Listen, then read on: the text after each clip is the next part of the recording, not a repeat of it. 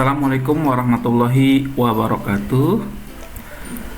Kali ini kita akan membahas mengenai besaran, satuan, dan pengukuran. Besaran dan satuan dulu ya. Oke, coba lihat. Ini yang sering kita temui ya. Apa yang kamu lihat dari gambar di atas? Ini tentu ada orang yang sedang diukur apanya nih? Suhunya ya. Besaran apa yang terlihat ini? Suhunya ya, suhunya berapa ini? 36,6 derajat Celcius. Alat apa yang digunakan? Ini apa namanya? Termogan ya, atau termometer gun. Biasanya digunakan untuk mengukur suhu, mengecek suhu. Kalau angkanya lebih dari batas ukur ini standar COVID, ini biasanya untuk mengetahui keadaan orangnya itu dalam keadaan sehat atau tidak ya. Karena salah satu gejala COVID itu suhunya lebih dari berapa? 37 ya. Oke, kita lanjut. 37,5 kalau nggak salah.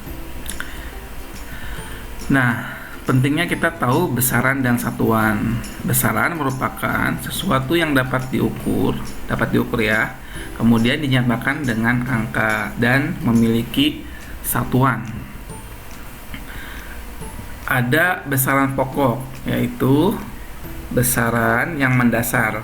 Mendasar itu dia fundamental yang mendasari besaran lainnya, yang dapat diturunkan menjadi besaran lainnya. Nah, ini ada 7 besaran pokok. Yang pertama itu massa, panjang, waktu, kuat arus, ini suhu yang tadi kita bahas, intensitas cahaya, jumlah zat. Massa satunya kilogram, panjang itu meter, waktu itu sekon, kuat arus itu ampere, suhu itu satuannya Kelvin, kalau tadi Celcius ya, intensitas cahaya itu kandela, dan jumlah zat itu mol. Nah, ini simbol setiap satuannya ya. Nah, tadi yang kita ukur itu suhu ya, yang kita lihat gambar itu suhu. Kalau secara internasional itu Kelvin, tapi setiap negara itu berbeda-beda ya. Standar untuk satuan suhu. Ada yang pakai Fahrenheit seperti di Amerika, ada yang pakai Celcius seperti di Indonesia, ada yang pakai Kelvin. Satuan massa, nah ini perlu tahu ya, harus ada standarnya. Satu massa, 1 kilogram itu berapa sih? Nah, ini massa standar 1 kilogram itu didefinisikan sebagai massa silinder logam yang terbuat dari campuran platina dan iridium. Nah, ini gambarnya nih. Ini platina dan iridium yang ada di Paris, Prancis ya, yang tersimpan di Paris, Prancis. Ini standar 1 kg ya. Jadi kalau misalkan nggak ada standarnya repot dong ya. 1 kg di Indonesia beda dengan 1 kg ini ya. Jadi standarnya ini manfaatnya ya untuk mengukur berat badan, massa badan ya, 11,2 kg. Massa bayi yang baru lahir biasanya diukur ya massanya, terus massa buah-buahan dan lain sebagainya. Yang kedua, satuan panjang, ini meter atau singkatnya M. Panjang 1 meter itu didefinisikan sebagai jarak tempuh cahaya dalam ruang hampa selama 1/299.792.458 sekon. Ini sama dengan kecepatan cahaya ya. Nah, ini nih jarak yang ditempuh cahaya selama 1 per sekian detik. Nah, ini 1 meter. Nah, biasanya kalau dalam anak biologi itu untuk mengukur tinggi tumbuhan ya. Kalau percobaan kacang hijau gitu ya, mengukur tinggi kacang kedelainya gitu ya, kacang hijau ya gitu. Kemudian satuan waktu atau sekon. Ini 1 sekon itu sama dengan 1 detik ya. Tapi kalau dalam masyarakat umum biasanya detik. Kalau dalam fisika apapun itu namanya sekon ya. 1 sekon didefinisikan sebagai waktu yang diperlukan oleh gelombang yang dipancarkan atom cesium-133 untuk berosilasi sebanyak 9.192.631.000 9.192.631.000 631.770 kali. Banyak banget ya. Nah, ini standarnya satu sekon tuh segini gitu.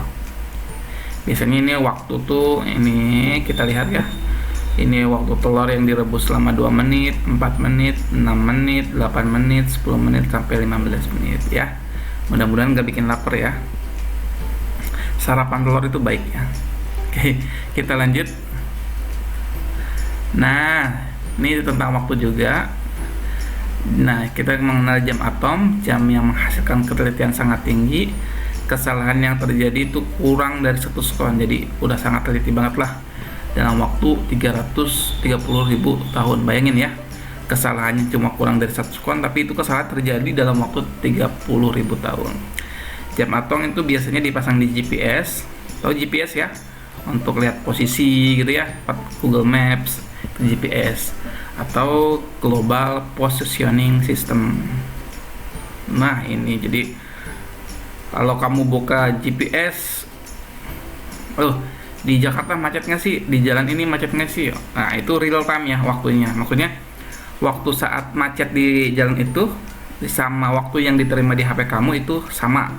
Nah, makanya tidak ada delay waktu. Ini namanya manfaat dari GPS ya. Dia menggunakan banyak satelit ya. Minimal 3 satelit lah yang diterima oleh HP kita gitu ya.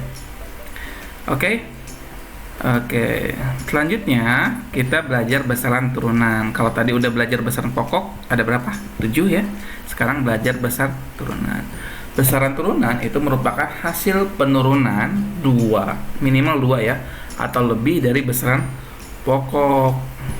Misalkan luas itu panjang kali lebar ya. Jadi ini besaran pokoknya panjang lebar ya. Satuannya sama-sama meter. Kemudian volume panjang lebar kali tinggi. Kemudian massa jenis, rho itu M kali V. Contohnya ya, nih biasanya anak biologi ya. Ini daun apa ya ini tuh ya? Daun sirih kayaknya ya. Ini biasanya mengukur luasnya. Ini mengukur luas daun menggunakan apa? Ini biasanya menggunakan kertas milimeter blok gitu ya. Nanti tinggal dihitung aja.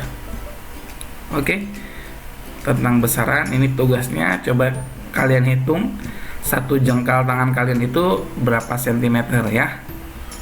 Oke, silakan jawab di kolom komentar. Terima kasih, kurang lebihnya mohon maaf. Saya akhiri. Assalamualaikum warahmatullahi wabarakatuh. Salam dari ACP dia.